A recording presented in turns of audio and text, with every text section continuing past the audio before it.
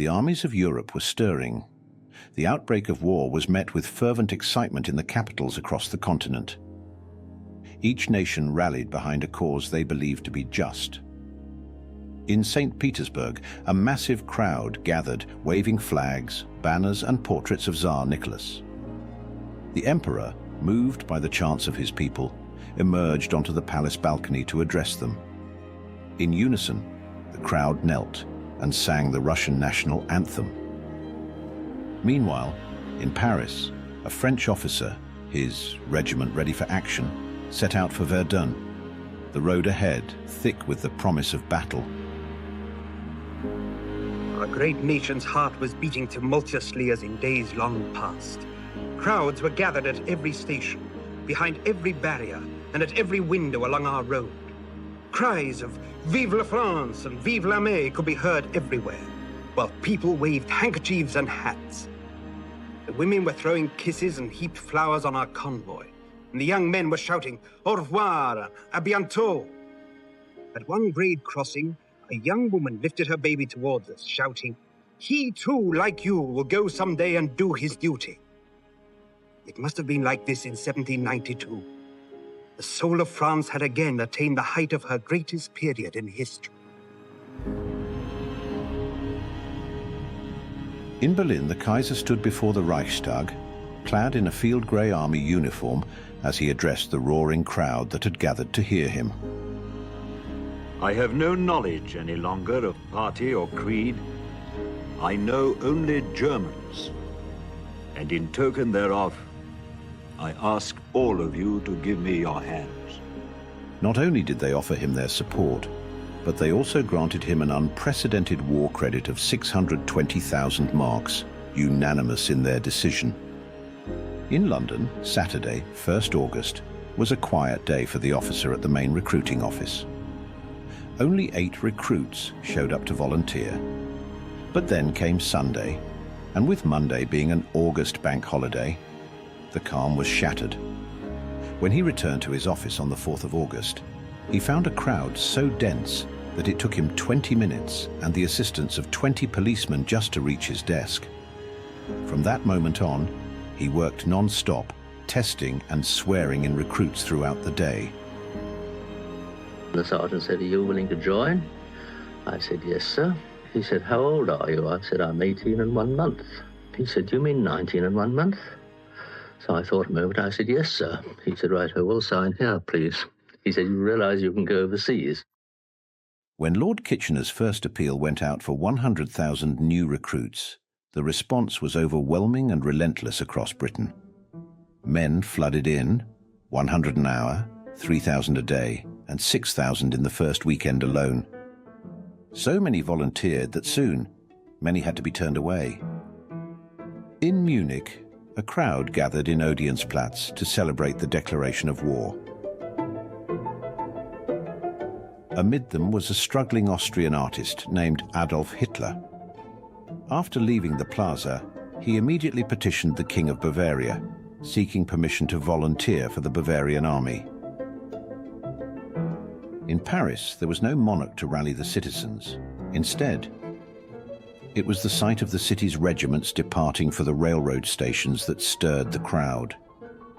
The trains, endless lines of them, began their departures from stations across Europe. The German Great General Staff's railway timetable alone accounted for the movement of 11,000 trains during the mobilization period. Feet, as much as trains, were crucial in 1914, both the horses and the soldiers. After training in concentration areas, cavalry and infantry marched onward.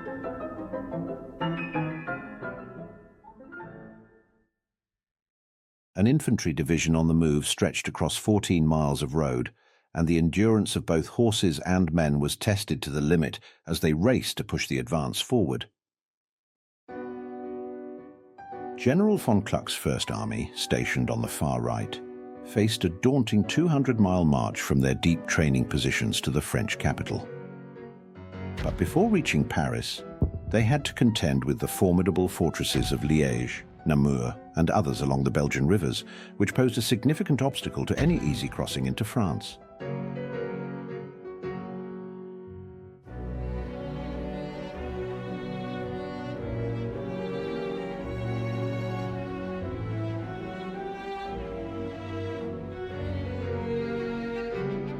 Though it was Austria's quarrel, it was Germany's war, and Germany struck first toward the west. At 5 a.m. on the 4th of August, German cavalry crossed into neutral Belgium. The invasion of Belgium was not just a military move, it was a necessity dictated by the Schlieffen Plan. The primary goal of the Schlieffen Plan was to help Germany navigate the strategic nightmare of a two-front war against both Russia and France. Schlieffen calculated that if forced to confront both powers, Russia would be slower to mobilize and deploy its forces, giving Germany a crucial window of about 6 weeks to swiftly defeat France with a massive, fast-moving campaign. Once France was neutralized, Germany could then redirect the bulk of its forces to the east to counter the advancing Russian war machine. There was a critical risk. The fortresses along France's northeastern border could severely delay or even completely halt Germany's lightning-fast western offensive. To counter this, Schlieffen decided that German forces must first invade Belgium, trampling its neutrality, before pushing into northwestern France. The strategy relied on 5 armies positioned between Metz and Holland, with a total of 35 corps.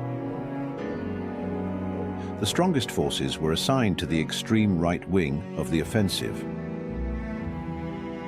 One army here was tasked with swinging around the western side of Paris, executing a vast flanking maneuver designed to hit the French forces from behind, ultimately trapping them against their own border.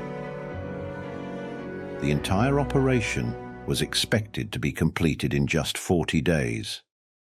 The changes Moltke made to the Schlieffen Plan required the German right-wing armies to pass through the Meuse Gap, a narrow corridor between Holland and the Ardennes, which was dominated by the fortress of Liege.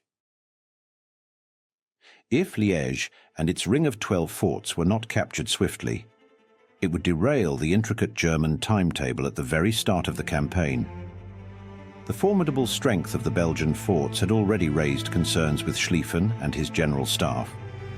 They were massive, subterranean, self-contained structures surrounded by a 30-foot deep ditch. To break through, targeted artillery fire would be needed, and quickly.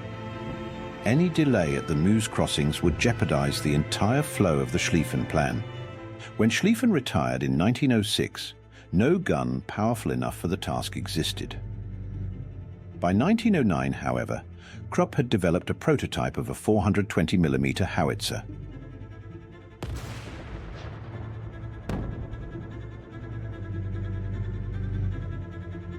Meanwhile, the Austrian Skoda company was working on a 305mm model, which had the advantage of being road transportable.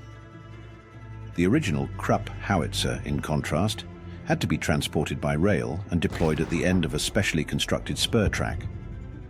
Austria provided Germany with several of its 305mm guns. Only 5 of the Krupp rail-mounted guns and 2 of the new road transportable models had been completed. Yet Liege had to be captured. The urgency of the situation was such that the German war plan called for a special task force to be detached from the Second Army to carry out the mission.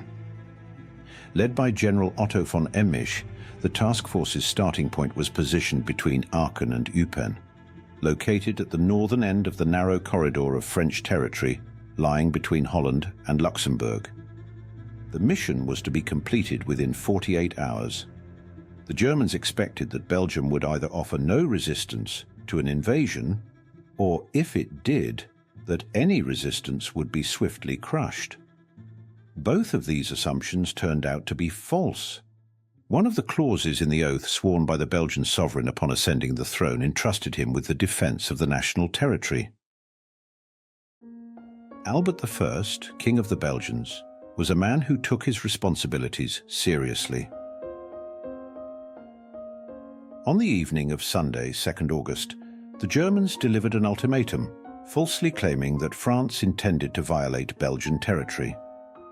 General Antonin de Sellier, the Belgian Chief of Staff, acknowledged the army's weakness and suggested a retreat to the river Velp.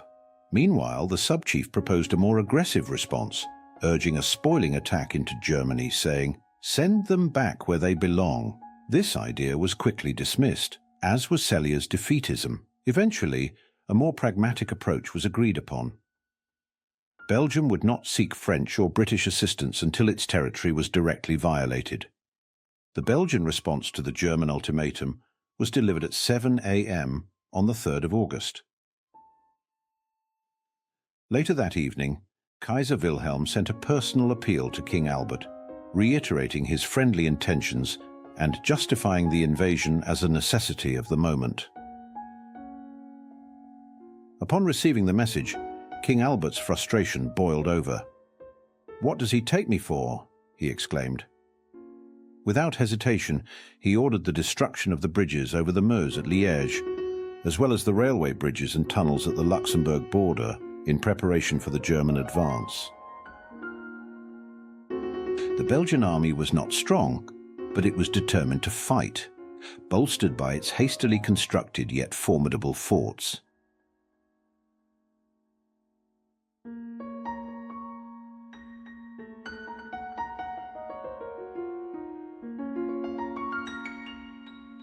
King Albert I also succeeded in inspiring General Gérard Le Mans, the commander of the Liege fortress, to hold his ground until the very end. Le Mans, a man of unwavering honor and courage, despite his advanced age, became the first true hero of the Great War. His bravery would soon be tested as he faced the full might of the most powerful military force in the world. The Meuse River, which he was tasked with defending, was a formidable natural barrier. At Liege, the Meuse River cuts through a narrow gorge, 450 feet deep, making it nearly impossible to cross in the face of determined defense. This would soon become clear to General Otto von Emmich. His forces entered Belgium early on the morning of August 4th, only to come under fire from Belgian cavalry and cyclist units. As they pressed forward toward Liege, they found the bridges above and below the city had been blown to pieces. Emmich's task force had brought along 2 batteries of 210mm howitzers, the heaviest available at the time, before the massive Krupp siege guns could be deployed. The bombardment of the eastern forts began shortly thereafter, but when the German infantry and cavalry attempted to advance, they encountered stiff resistance. The garrisons manning the forts responded with a steady barrage, while the Belgian troops in the hastily constructed trenches fought bravely, repelling the German advance at every opportunity. Throughout the night of 5th August, German casualties steadily increased. Early on the morning of the 6th of August, General Erich Ludendorff, the liaison officer between the Second Army and Emmich's command, rode forward into the chaos to discover that the commander of the 14th Brigade had been killed. Without hesitation, Ludendorff took command of the brigade, leading it to a high vantage point where he could look down upon the city of Liege itself. Large in both stature and personality, Ludendorff made the decision on the morning of 7th August to push the 14th Brigade into the heart of Liege. Driving up to the gates of the old citadel, he hammered on the door with the pommel of his sword, determined to break through. I arrived. No German soldier was to be seen, and the citadel was still in the hands of the enemy. I banged on the gates, which were locked. They were opened from the inside. The few hundred Belgians that were there surrendered at my summons. The surrender of the garrison gave Ludendorff control of the city. He immediately decided to return to Aachen and press for the rapid advance of the Second Army to capitalize on his success. The first road-transportable Krupp 420 howitzer finally arrived within range of Fort Pontis on the 12th of August. The crew positioned themselves prone about 300 yards away, and the gun was fired electrically. 60 seconds ticked by, the time needed for the shell to traverse its 4,000-meter trajectory, and everyone listened in for the telephone report of our battery commander. The first shell, equipped with a delay fuse to explode only after penetrating the fort's outer defenses, fell short. However, the 8th shell struck its target. The following morning, the Krupp gun was joined by several others that had just completed their journey from Essen. By 12:30, Fort Pontis was reduced to a wreck and surrendered. The focus then shifted to Fort Embourg, which capitulated at 5:30. Fort Chaudefontaine had already been destroyed at 9 when its magazine exploded. On 14th August, it was the turn of Fort Liege, which fell at 9:40, followed by Fort Fleron at 9:45. Finally, on the 15th of August, the howitzers brought Fort Boncel to ruin, the very fort where General Le Mons moved his headquarters just 9 days earlier. After 140 minutes of relentless bombardment, the magazine was breached and the fortress was obliterated. Concrete was shattered to rubble, and the bodies of the defenders were left bloodied in the debris. Amid the devastation, General Le Mons found unconscious and surrounded by the wreckage from the stretcher on which his captors had placed him. General Le Mons said to Emich, "I ask you to bear witness that you found me unconscious." The last two forts, Cologne and Flamel, surrendered without resistance on the 16th of August. These two capitulations mark the end of a 300-year-old belief in the invincibility of fortresses. Liege had fallen, but far to the south, the French army was already on the move.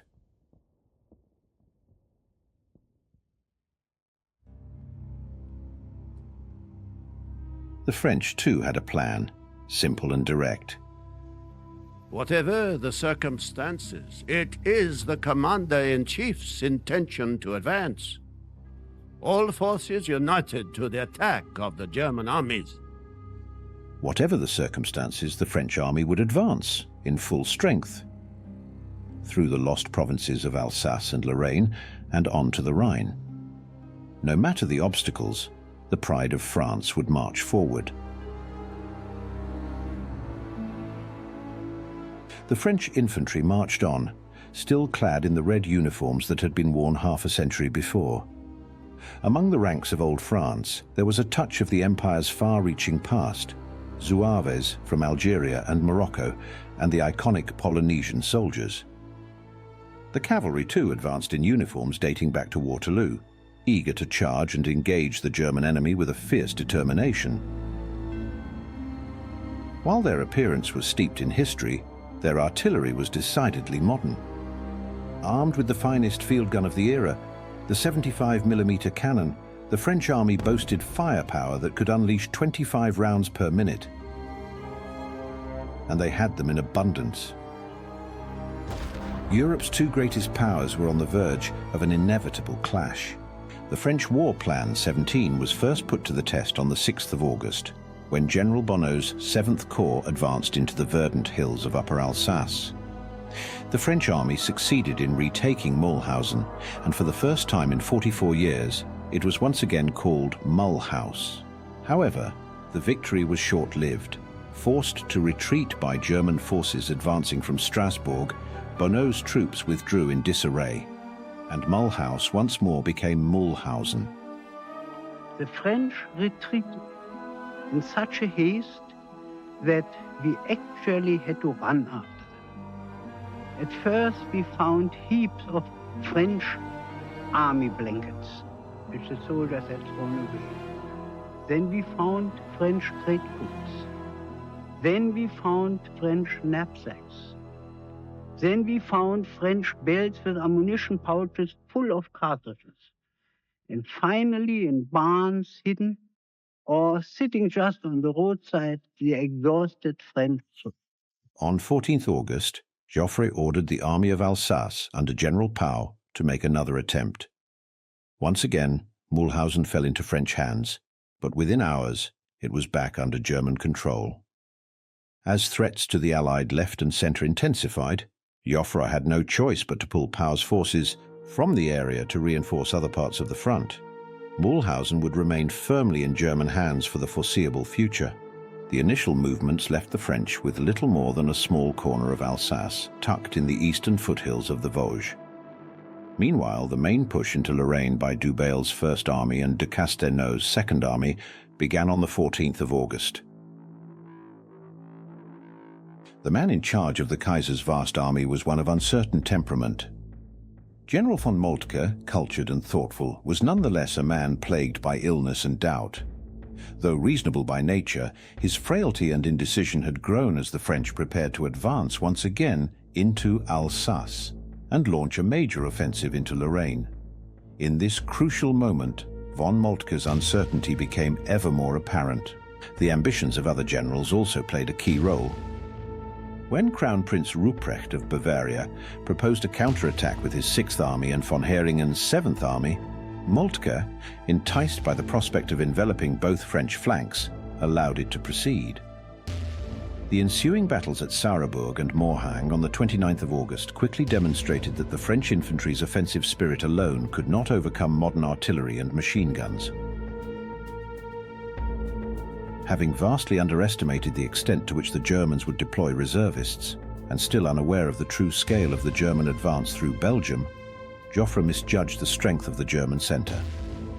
Ordered to advance northeast into the Ardennes, Ruffy's 3rd Army and de Langle de Cary's 4th Army blundered into German forces near Neufchâteau and Virton on the 21st and 22nd of August, suffering bloody repulses.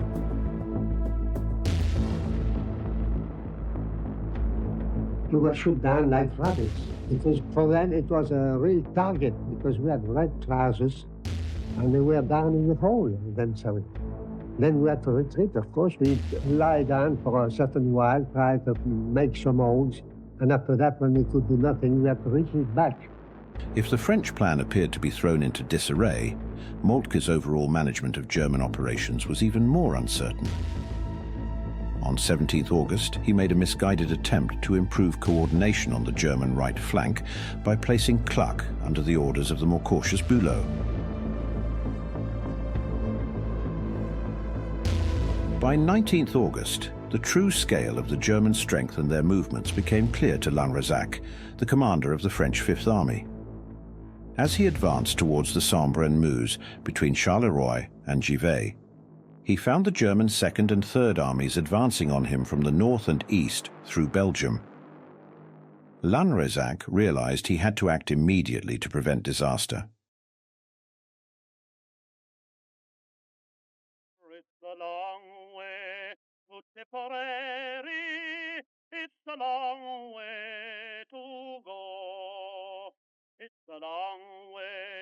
By the time Lanrezac recognized the danger, the British Expeditionary Force under Field Marshal Sir John French had reached the Maubeuge-le-Cateau area on the Allied left. For once in British history, an army was mobilizing with remarkable efficiency. A staggering 1,800 special trains had transported them to their ports of embarkation. In a single day, 80 trains rolled into Southampton docks.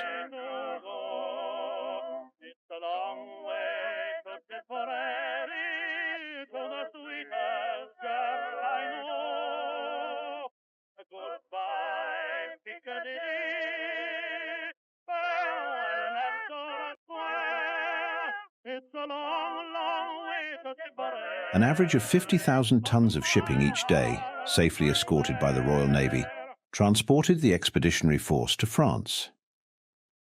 The landings began on the 7th of August, shrouded in deep secrecy. Had he wrote a letter to his Irish Malio, saying, should you not receive it, write and let me know. If I make mistake in spelling Molly dear, said he, remember it's the pen that's bad, don't lay the blame on me. It's a long, long way to Tipperary, but my heart's right there. It's a long way to Tipperary. Field Marshal Lord Kitchener, appointed Secretary of State for War on 5th August, feared that the forward concentration of his army might leave the BEF vulnerable to being overwhelmed by the German forces amassing north of the Meuse. While he couldn't alter the assembly area, the looming threat of a German invasion led him to delay the embarkation of 2 regular divisions. At the outset of the campaign, the volatile Sir John French had only 4 infantry divisions and 1 cavalry division at his disposal. His troubles and his temper were further inflamed when the commander of the 2nd Corps, Grierson, died suddenly from a heart attack. Kitchener chose to replace him with General Sir Horace Smith-Dorrien, whose strained relationship with French only added to the tension. After an otherwise smooth assembly, the BEF moved into the industrial region near Mons on the 22nd of August. There, they expected to join an Allied offensive into Belgium. Instead, it quickly became apparent that the BEF was directly in the path of the German First Army.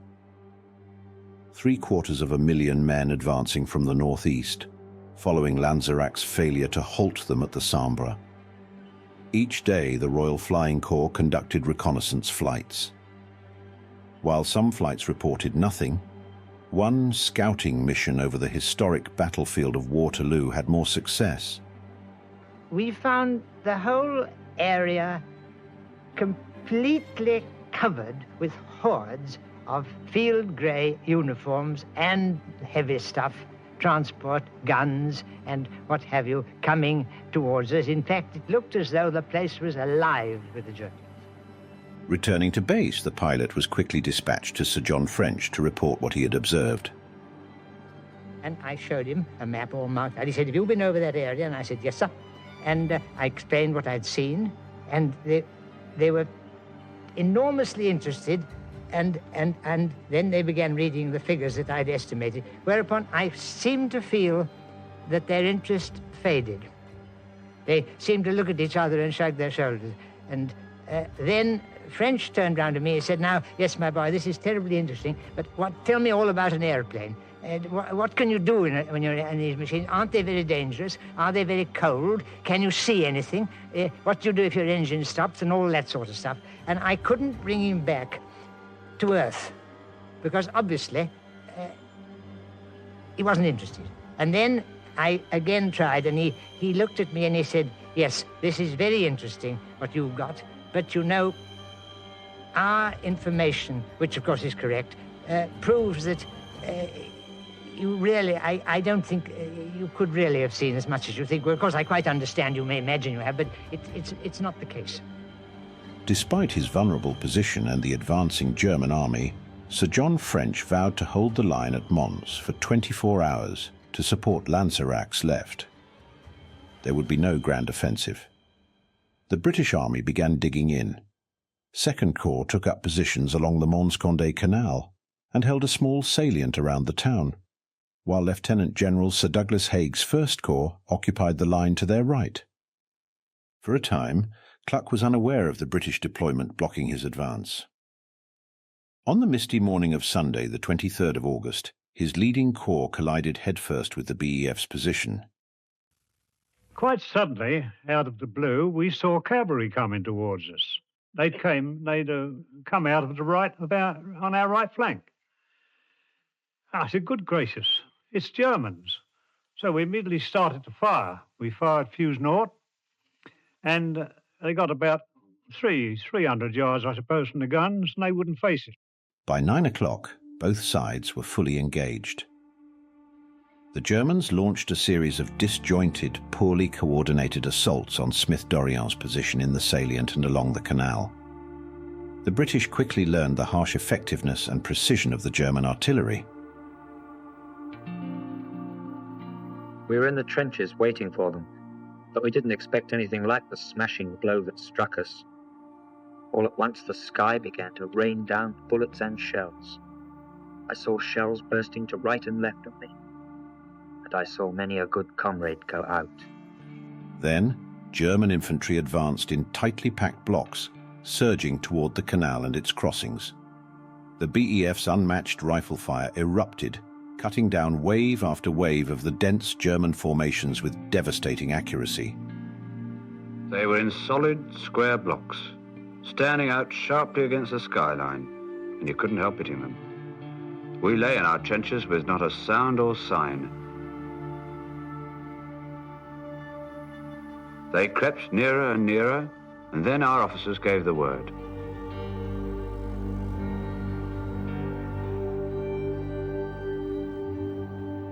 Germans seemed to stagger like a drunk man suddenly hit between the eyes, after which they made a run for us, shouting some outlandish cry that we couldn't make out. Poor devils of infantry. They advanced in companies of quite 150 men in files 5 deep. The first company were simply blasted away to heaven by a volley at 700 yards. And in their insane formation, every bullet was almost sure to find two billets. They had absolutely no chance. It was a mad minute. 15 rounds of aimed rifle fire, a feat the British infantry was uniquely trained to execute. At Mons, it worked like a charm. The Germans were left stunned.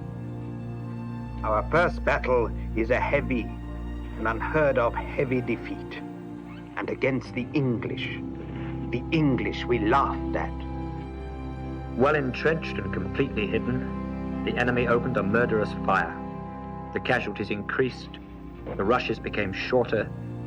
With bloody losses, the attack gradually came to an end.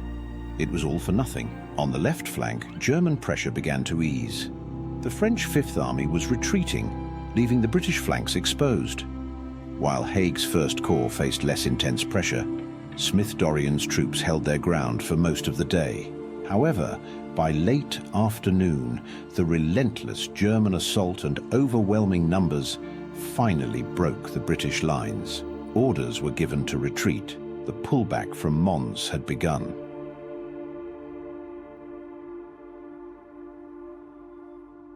We were very disappointed when we got the order that we have to break off battle and retreat. To do this is not an easy thing. It's quite easy to join battle, but it's not easy to break it off. However, we put down a curtain fire between us and the Germans, which enabled the infantry and cavalry to get away. Up to all the tricks of the trade from their experience of small wars, the English veterans brilliantly understood how to slip off at the last moment. As a result, First Corps withdrew about 2 miles to pre-arranged positions. The BEF had performed admirably in its first major engagement, holding Kluck's First Army at bay for most of the day. Most of the 1,600 British casualties were from Second Corps. The Germans pressed forward relentlessly. The Schlieffen Plan remained on track and on time.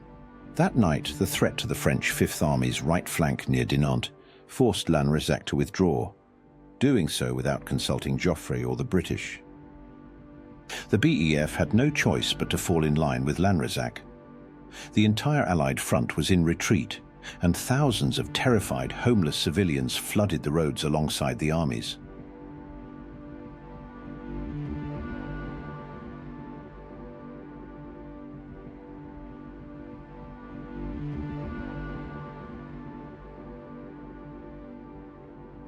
In less than a month of fighting, the Allies were retreating on all fronts. Each day brought more setbacks. Despite this, they largely fell back in good order, setting up rearguard operations to cover their withdrawals and launching desperate, near-suicidal counterattacks whenever they were trapped. With the Germans pressing relentlessly forward and Plan 17 in ruins, the stoic Joffre imposed his will on the entire front. On the 24th of August, Joffre made a fateful decision that would alter the course of history. Determined not to abandon the idea of an offensive, he established a new Sixth Army. Placing General Monnery in command on the vulnerable Allied left, he did so by calmly reallocating troops from his own reserves and the French right. On the 26th of August, Joffre met with Sir John French for their second meeting. The scene was observed by a young liaison officer, Lieutenant Spears.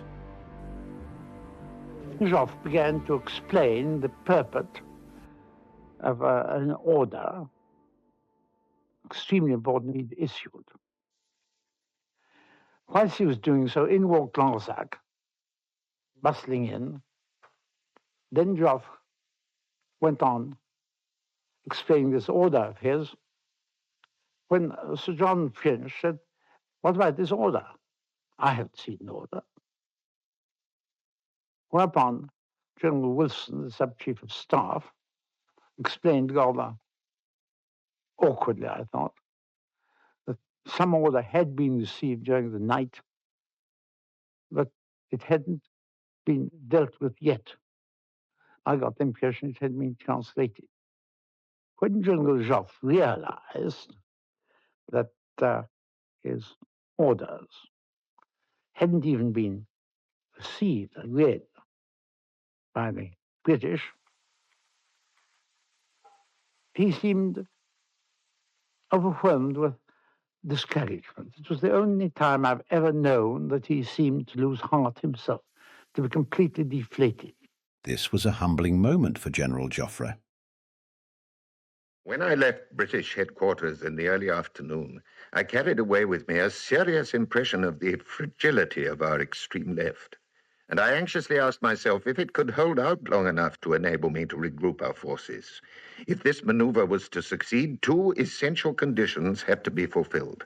First, our 4th and 5th armies must interrupt their retreat with partial offensives and counterattacks to give me time to assemble a new army on our left.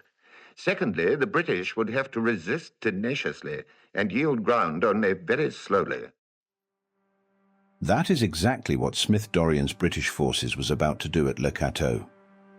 Joffre's calm and rational approach under pressure stood in stark contrast to the growing anxiety of his opponent, Moltke. The German Chief of Staff was allowing fleeting operational opportunities to cloud the broader strategic objective. The tempting prospect of a double envelopment of the Allied armies had already led him to give the commanders of the left-wing armies more freedom than was prudent. On 23rd August, Moltke further undermined the Schlieffen plan by diverting the Second Corps from the crucial right wing to help stem the Russian advance in East Prussia. With additional formations also reassigned to deal with various fortresses, the three German right-wing armies had by now lost more than a quarter of their strength and had yet to achieve their primary objective. For the Allied and German troops, forced to march around 20 miles a day in the scorching late August heat, the immediate concerns of thirst, fatigue, hunger, and blistered feet far outweighed the grand strategies of their commanders. After the Battle of Mons, the BEF's Second Corps became separated by the Forest of Mormel. On the 26th of August, the anniversary of the legendary English victory at the Battle of Crécy, Smith-Dorrien assessed that the Germans were too close to Tourncourt for a disengagement without another battle. Contrary to Sir John French's wishes, he decided to conduct a resolute holding action at Le Cateau, where the Germans again suffered heavy losses under the concentrated rifle fire of the BEF. They come up like a football crowd leaving Hampstead Park. They come marching up in droves, firing their rifles from their right hips. They have absolutely no idea of aim. Cavalry, of course, advanced ahead of the enemy, while the infantry swarmed behind enemy lines. Yet the British held firm. Once again, the British infantry and their field rifles proved their resilience. We'd hardly got our head covered before the ridge, about 3/4 of a mile away, was literally swarming with Germans in their field grey uniforms. And they advanced, and we received the order to rapid fire. It was probably 3/4 of a mile away, an extreme range for a rifle, but we rapid fired at 15 rounds a minute at these advancing Germans, and they broke up into smaller groups of probably 6 or 8, advancing through a cornfield where the corn was in stooks. As we rapid fired, they took cover behind these stooks of corn. The English infantry held their ground once more, their resolve hardening.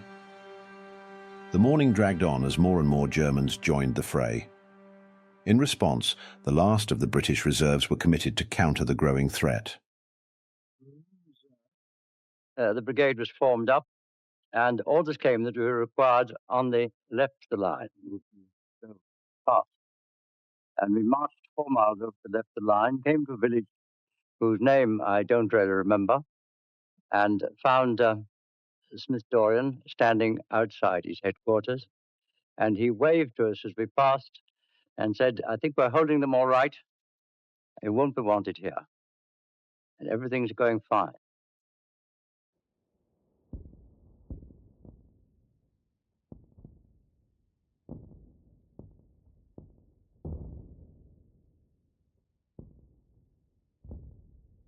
The exposed artillery batteries on the right flank took heavy losses that morning. Men on the front line, exhausted and suffering from the heat, began to drift away from the battle. It was clear that retreat was becoming inevitable if it could be managed. The greatest challenge was to remove the guns. Limbers and caissons were shattered on the hillside, with dead horses and men scattered across the ground. The remaining teams pushed forward, racing through the jeering ranks of infantry.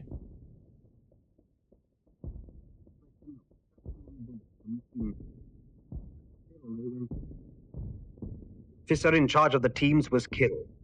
One team shot down in a heap before the position was reached. But 2 guns of the 122nd Battery were carried out without mishap. A third was limbered up, but the horses went down instantly. The rest was left to the Germans. Incredibly, the 3 divisions of Smith-Dorrien's corps managed to slip away, and the Germans were left clueless as to where they had gone. It was the British Army's first true battle, and the cost had been high. 2nd Corps suffered 7,182 casualties, officers and men, and lost 38 guns. Yet despite the toll, they were now retreating again, tired, dirty, but thanks to their timely stand, able to continue their withdrawal in relatively good order. We marched and marched. Day after day we got very little food. I'd eaten my emergency rations at Liege too, which of course I shouldn't have done. We had a tin of bully beef, I'd eaten that as well, and we were all very, very hungry. We certainly did get a cup of tea occasionally, or a canteen of tea, and we marched through a forest which was very cold and dank. We were marching during the daytime, very big forest. It was very cold in this forest. On they marched along dust-covered roads through the scorching heat of the day, pressing on, 30 miles southward, all the way to the banks of the Seine. I've seen infantry there with their feet bleeding. I've seen infantry with their boots off and puttees wrapped round them. I've seen men sobbing and turning round asking our officers, why the hell can't we fight? Why won't you let us fight? It was a grim sight. Footsore soldiers and terrified civilians, a single desperate mass of humanity. It was a very strange thing to see a single man exercising his will over a mass of about 1 million men, with the fate of his country in balance, having to satisfy political requirements of his own government, the British government, having to face a catastrophic situation and never getting rattled. Smith-Dorrien's already strained relations with Sir John French worsened beyond repair after Le Cateau. However, the stand made by the 2nd Corps achieved its purpose. Not only did it lead the Germans to overestimate British strength, but it also forced Kluck to hesitate, delaying his pursuit. Moreover, Kluck's misjudgment that the BEF was retreating southwest instead of south gave the British forces an unexpected reprieve, allowing them to withdraw relatively unhindered over the next few days.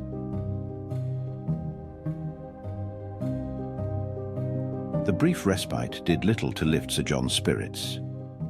Feeling betrayed by the French and deeply disheartened by the BEF's heavy casualties, he became convinced that the only way to save the expeditionary force was to withdraw it from the Allied line and fall back behind the Seine.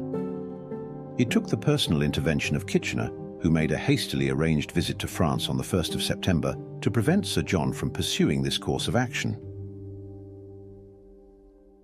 Yet, even with Kitchener's intervention and Joffre's steady resolve, it still seemed that the only thing capable of saving the Allies in the West was a miracle.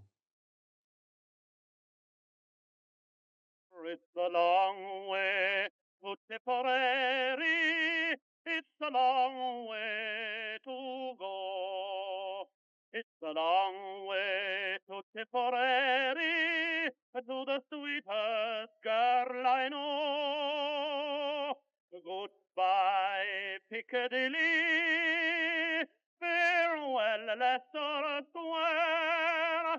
It's a long, long way to Tipperary, but my heart's right there.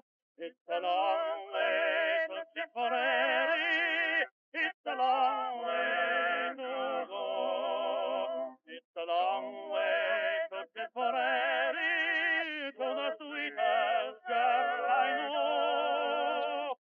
Goodbye, Piccadilly, farewell, Leicester Square. It's a long, long way to Tipperary, but my heart